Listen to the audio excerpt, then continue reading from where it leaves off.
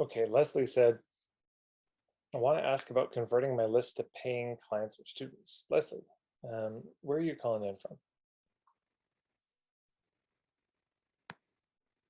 Oh, here you go. Yeah, I'm in Mission in British Columbia. Okay, great. I'm in Edmonton, Alberta. Can you tell us a bit more about your situation? You know, what kind of list you have, who's on it, anything you want to give us for context? I have a list of 20,000 people, so it's a big list. And there's different levels of engagement within that list, I guess, that follows a kind of typical bell curve, as in there's a portion of highly engaged people, all the way to not very engaged at all.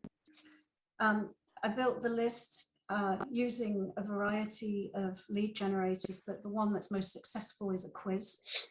I teach psychic development, so the quiz that populates the list is a psychic development quiz, like, you know, what's your main psychic ability is the quiz.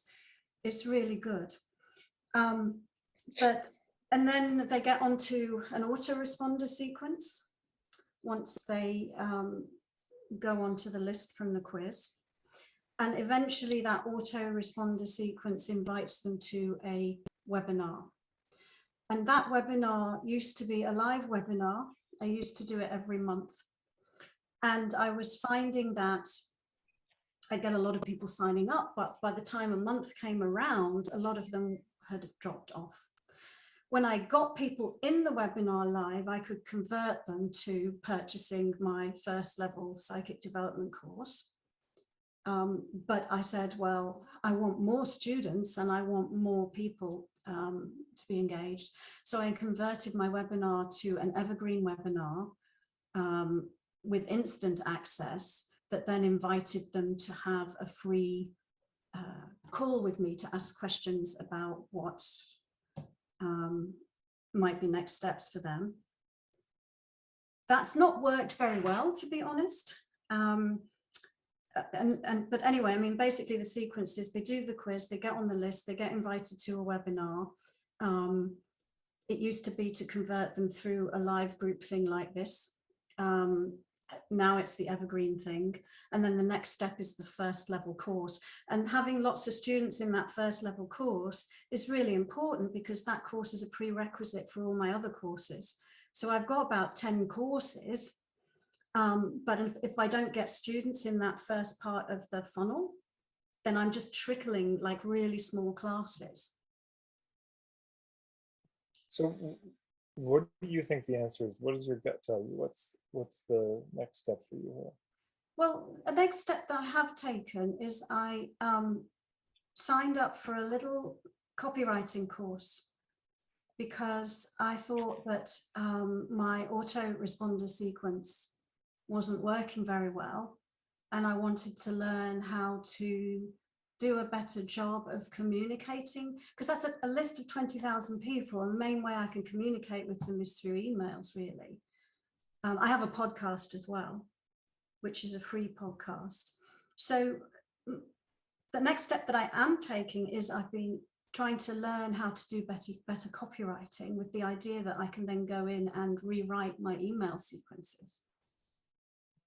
And why do you think this shift from the live calls to the, you know, the evergreen one has not worked so well?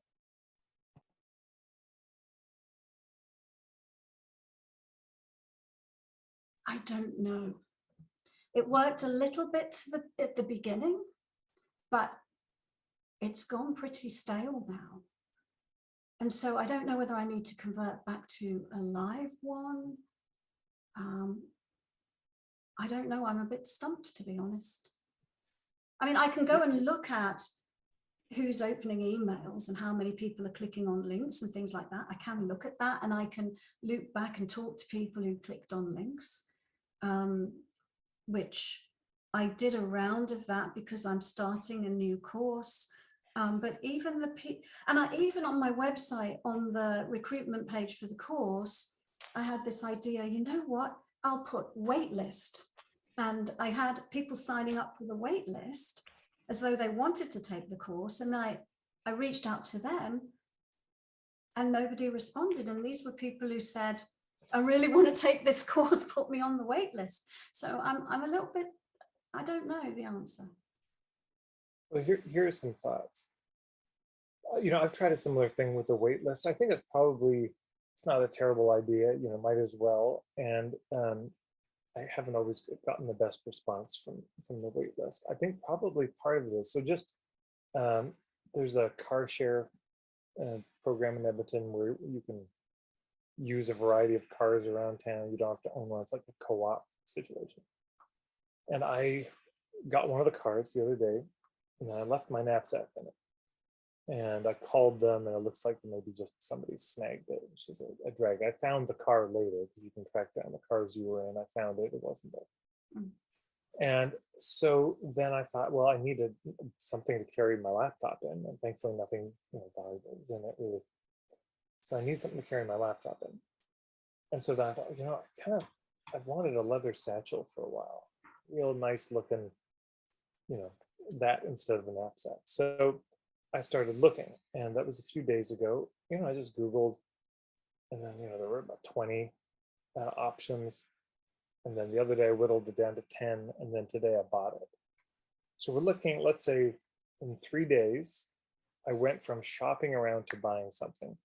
So I think this may be part of it, is that by the time people, there's certain people that the ones that would sign up for the wait list may be actively shopping. And by the time they hear back from us, they've already bought. It's like you go on a dating app, you're looking for somebody, and then 3 months later, somebody messages you. Well, you may already be dating somebody at that point. So I think that may be part of what's going on. Part of it is emails go to spam, that a lot of people who sign up probably never even get that email. People are overwhelmed with emails anyways. They can also get the email and then say, who the hell is this? Like, what is this email? And they've forgotten in a month. They can't even remember doing it. So there's all of that that's probably at play. But I think also there's something about an event being live that is just extra compelling for people. You're all here on a live event. You could just go watch my videos, search around my website. You could do that, and some of you probably have. There's something about live. You get to actually interact, and even for group programs, there's something about we're all going to get together at the same place at the same time. We're all going to do something that seems to be motivating for people, understandable. And so I think there's this. Most of our laptops are littered with PDFs and videos and links to videos and stuff we got in a fit of sanity, and then life caught up, and now we haven't looked at it since. I mean, just go into your computer and just search, type a .pdf and see what's on your computer, and you'd be amazed at the stuff that you've never even looked at, and maybe even that you paid for. It's mad. So there's probably some of this, because it's not happening at any particular time. It can happen at any time, which means it will happen at no time at all. Mm-hmm. It's why when people offer a gift certificate, it's really good. If you say, hey, here's 30 minutes free with me, it's good for the next 2 weeks. Because if it's good forever, they'll never use it. The longer that you extend the guarantee, the less the guarantee is actually ever used as well. On the other side of it, people say, well, I could always ask for a refund tomorrow. It's a lifetime guarantee. So people just don't. It's never urgent. So there's something about a live call that's urgent if people show up. But the thing I might suggest trying is offer the call as you're doing it now, and go back to once a month, but do a call where it's just Q&A, where it's not a class where there's content, but it's just do basically what I'm doing now once a month, and say, hey, when they sign up for it. And it could be, there's a few options here. One is when they sign up for the class, they can get immediately. There's an email saying, hey, if you like questions answered, come and check out my monthly Q&A office hours thing. Could just be that video is only available for people who sign up for your office hours. And it could be that, when people sign up for the office hours, they get that as a bonus, known or a surprise or not, that, hey, since you're going to be coming to this call, why don't you watch this? It'll help you show up more prepared for the call that we're going to do. Yeah, I mean, actually, I just had a thought as well, which is, I was recruiting them through the quiz. putting them through an autoresponder sequence that invited them then to the webinar. But I wonder if I just straight in from recruiting from the quiz, come to my monthly Q&A and have the Yes. Q&A be about the quiz result. Boom. Yeah, this can be about the quiz results or other things that are on your mind. Yeah, Right. absolutely. I would have that be the first email and the last email. Because then they're hot off the press, aren't they? They're not getting, you know, that's, yeah. Yeah, and it could be one of these things where you say, hey, come to the webinar, come to the office hours, and in the meantime, go watch this video. There's something also, so, oh, that call's coming up. I want to be ready for it. So I'm going to go watch this video to get ready for it. And then they're more in the loop. And then there's the other emails that are coming out anyways to stay in touch. Here's another thing that I've done, which I found has been very helpful. I can't remember if I heard this from somebody or if I just came up with this myself. It's somewhere in the autoresponder series, probably 2 or 3 emails in, just a very short email saying, hey, how's it going? Did you watch the thing? Yeah, you know, so I'm offering my starter kit on my website. So there's an email, so like, hey, how's the starter kit going? Have you had a chance to dive in? You know, just click reply. I'll respond personally, you know, I promise, you know, I'd love to just hear how it's going for you.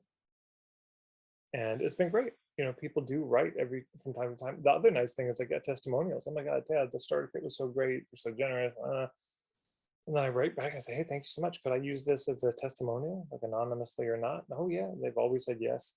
So then I can be sharing those on Instagram or, you know, from time to time, which then is another reason to promote the starter kit. Hey, you know, Instagram, I just wanted to share it. I got a number of these unsolicited testimonials from folks about my starter kit, and you can get your starter kit too here, but you know, so I can be, it gives another thing to do. And then it's also, you're in touch and it's a conversation. And sometimes, like just the other day, they wrote and they something about a fear of visibility. I said, oh, I've got a few things on that, and here's a few links. And I just, you know, took me 2 minutes and sent it their way, just as a thanks for them being in touch, which builds and deepens the relationship. So yeah, I do in my email sequence. This is where it needs to be improved, because what I've realized is I put too much in my emails. So a short, just straight to the point with an action is much better than a, you know, than. I think the first email should probably be extremely short. Yeah. Just here's the thing you wanted, boom, oh, done. Yeah, absolutely. Okay. Thank you so much, Leslie. Thank you.